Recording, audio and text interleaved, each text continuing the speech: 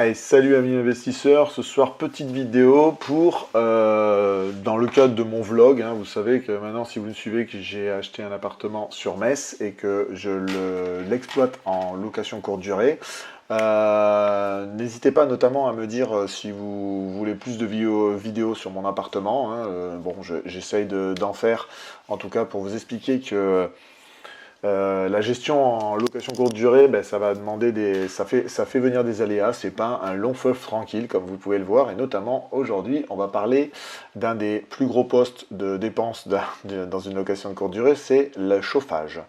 Pour vous donner le contexte, j'ai passé mon premier hiver, enfin j'ai vu ma première facture suite à la première année d'exploitation de mon appartement, et notamment l'hiver. Étant à Metz, donc Grand Est, nord-est de la France, vous pouvez comprendre que j'allais avoir déjà une note de chauffage beaucoup plus importante que dans le sud de la France.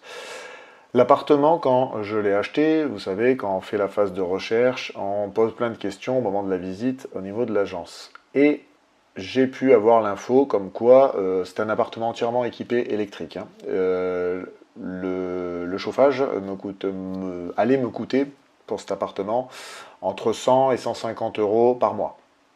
Et là, au vu de mon premier hiver, eh ben, ma facture, j'ai eu mal donc ma mensualité est passée à 290 euros.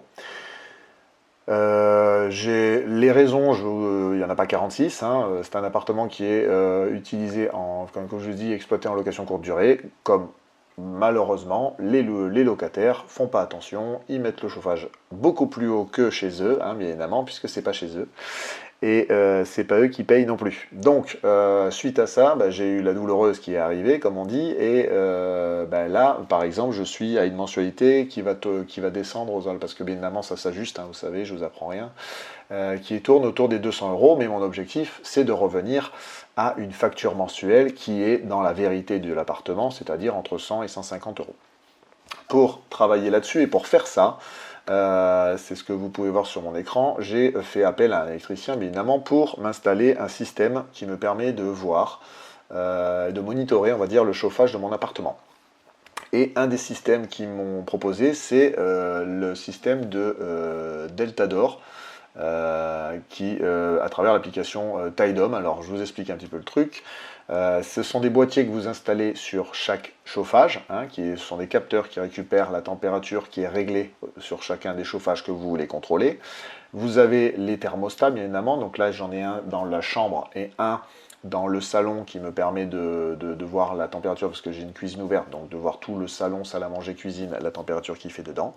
Et avec ces deux thermostats et les capteurs sur tous les différents chauffages, ça vous permet de contrôler la température qu'il fait dans votre appartement, et donc de voir si comment dire, de voir si les locataires notamment surchauffent pas l'appartement, et donc de pouvoir agir à travers la conciergerie. Vous allez tout de suite me demander combien ça coûte. Alors, ma facture, alors je ne suis pas là pour vous donner des conseils, pour vous dire que je fais mieux que vous, etc., etc. Je vous donne, comme je vous dis, hein, l'avantage de ces vidéos vlogs, c'est que vous avez le retour un petit peu nature peinture on va dire de l'aventure de l'appartement à Metz.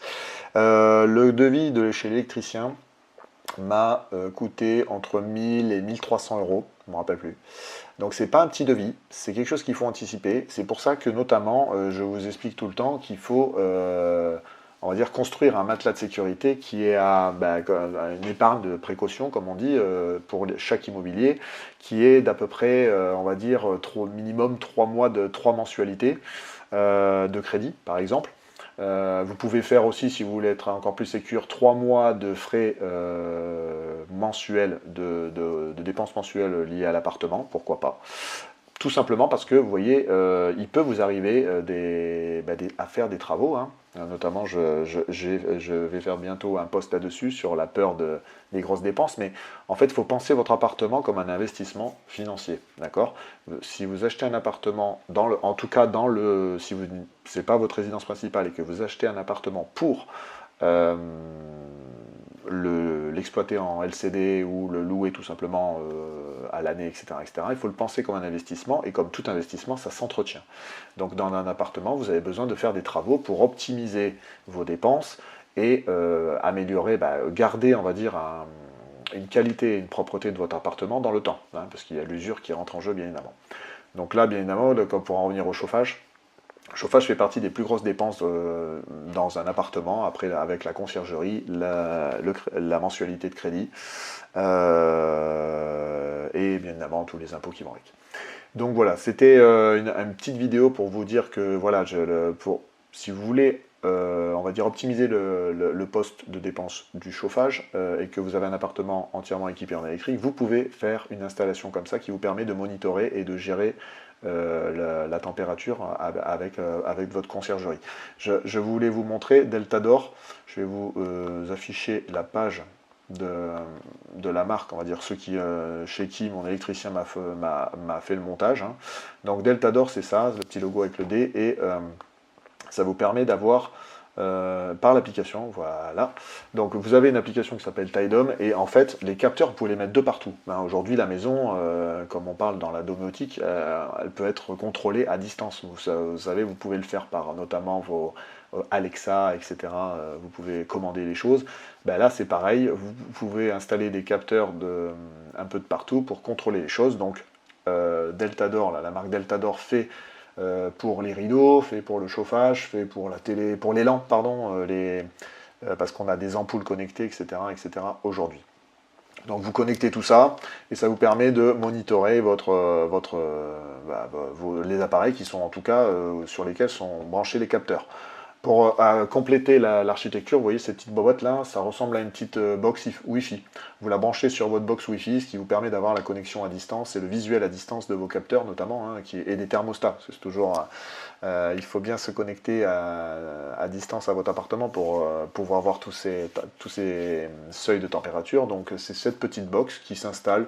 Moi je l'ai mise par exemple à côté de ma box Wi-Fi pour vous donner le lien à distance et pouvoir consulter à la fois la température au thermostat, qui est très importante parce que ça vous donne la température qu'il fait dans votre appartement. Par exemple, moi dans la chambre et l'autre dans le salon salle à manger, je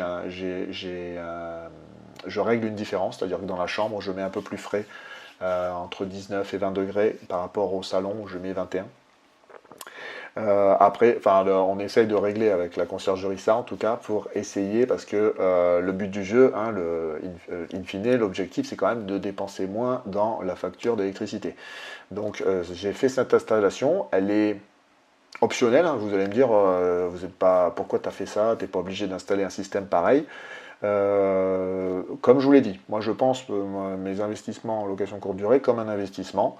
Donc j'ai besoin, comme tout chef d'entreprise, j'ai besoin de contrôler tout ce qui est suivi, peut être mesuré et donc on peut agir dessus. Tant qu'on n'a pas le suivi ou la mesure de quelque chose, c'est très compliqué d'agir dessus. Donc moi j'ai décidé de faire cette installation. Ah oui, l'autre conseil pour le chauffage, tiens, c'est un petit rétexte de ma part si vous êtes dans les travaux, etc., et que vous êtes en train de rénover votre appartement. Si vous comptez l'exploiter en LCD, en premier lieu, en tout cas, hein, n'installez pas de chauffage avec ou sur chacun des chauffages, vous avez le panneau pour régler les températures et tout. Installez un chauffage unique, contrôlé par une consigne, ce qu'on appelle une température de consigne gérée depuis le tableau électrique. Pourquoi? Parce que si vous laissez, comme de partout, hein, si vous laissez un chauffage avec de quoi régler, les locataires vont monter la température, et les locataires, vous savez, je fais un peu de mauvaise foi, mais on est un peu tous pareils, hein. Quand on n'est pas chez nous, on a tendance à faire les choses pas obligatoirement de manière correcte.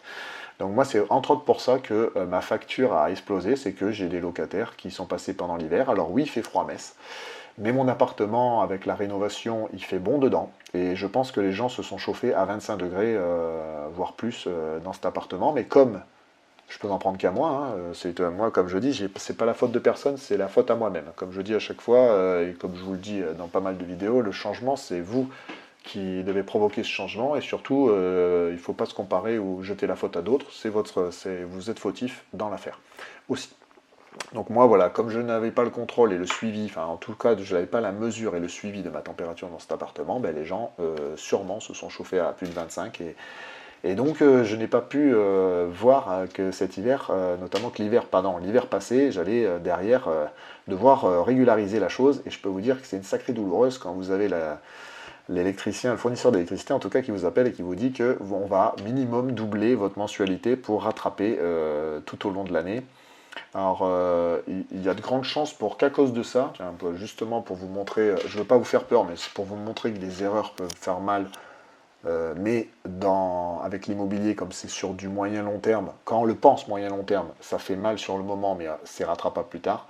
Enfin, en tout cas, moi, c'est mon avis personnel. N'hésitez pas à mettre des commentaires sur tout ce que je vous dis, hein. Je suis là, tant qu'elles sont constructives, je vous répondrai, pas de problème, et je vous donnerai mon opinion. En tout cas, sur cette année-là, l'année qui vient, au moment où je fais cette vidéo, 2025, à cause de cette facture d'électricité, je peux vous dire que ma rentabilité a été beaucoup impactée et je ne sais même pas si je vais arriver à être rentable. Je vous dirai ça à un moment donné, peut-être en fin d'année, je ne sais pas. N'hésitez pas à me mettre en commentaire si vous voulez que je vous fasse des vidéos bilan, des vidéos topo de cet appartement. N'hésitez pas aussi à vous abonner et à liker, à appuyer sur la petite cloche si vous voulez avoir d'autres vidéos de ce vlog. En tout cas, voilà, tout ça pour vous dire que suite à ce premier hiver, j'ai été impacté sur ma facture d'électricité et donc mes frais fixes mensuels ont augmenté et je ne sais même pas si je vais arriver à rentabiliser correctement cet appartement. Alors bien évidemment, j'ai fait cette installation pour ça. Je travaille pardon, avec le fournisseur d'électricité, je travaille avec la conciergerie pour essayer de réguler tout ça. Mais comme vous pouvez le voir, la location à LCD, c'est pas obligatoirement, comme on peut vous le faire croire sur Internet, hyper passif en vous disant c'est la conciergerie qui gère, moi j'ai rien à faire, blablabla, blablabla. Il y a toujours des aléas, mais dans n'importe quel investissement, j'ai envie de vous dire, hein, sauf qu'il y en a certains, comme c'est physique, c'est des investissements physiques, pardon, ça demande des efforts par l'intermédiaire de la conciergerie ou d'autres personnes.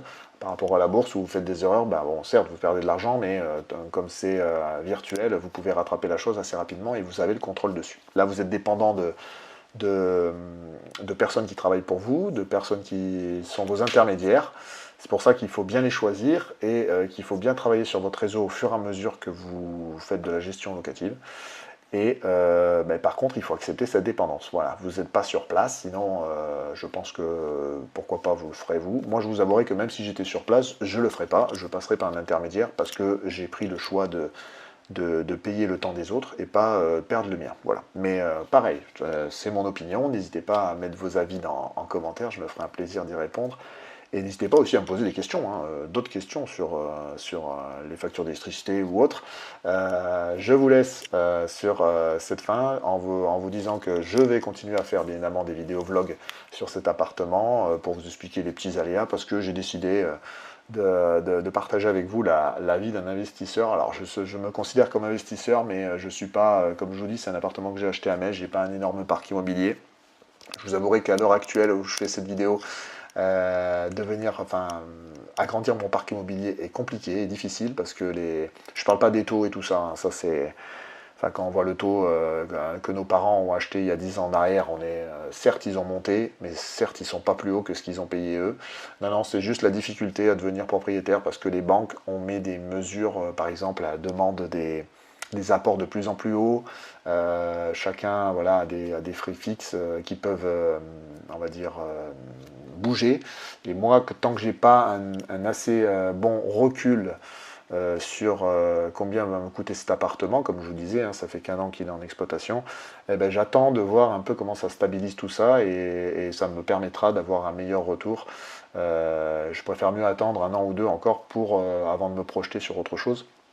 Sachant que un an c'est très peu, c'est très court pour avoir une visibilité sur la rentabilité de votre appartement en location courte durée, hein. Il faut souvent 2-3 ans de bilan pour arriver à commencer à faire une moyenne dessus. Et vous voyez, des aléas peuvent arriver. Justement, je vous prépare une autre vidéo sur un aléa qui m'est arrivé dans cet appartement, parce que malheureusement, quand ça s'enchaîne, il y a tout qui s'enchaîne en même temps. C'est un peu on va dire les coïncidences malheureuses. Sur ce, je vous dis merci de me suivre encore, toujours aussi nombreux. N'hésitez pas à vous abonner à mon compte Bonsaï que vous trouverez dans la description de la vidéo. Pourquoi? Parce que la chaîne YouTube, c'est bien, mais le compte Bonsaï, je poste aussi des newsletters et je poste bien plus souvent des fois que la vidéo parce que bien, vous comprenez bien que écrire va plus vite que tourner une vidéo, monter, etc.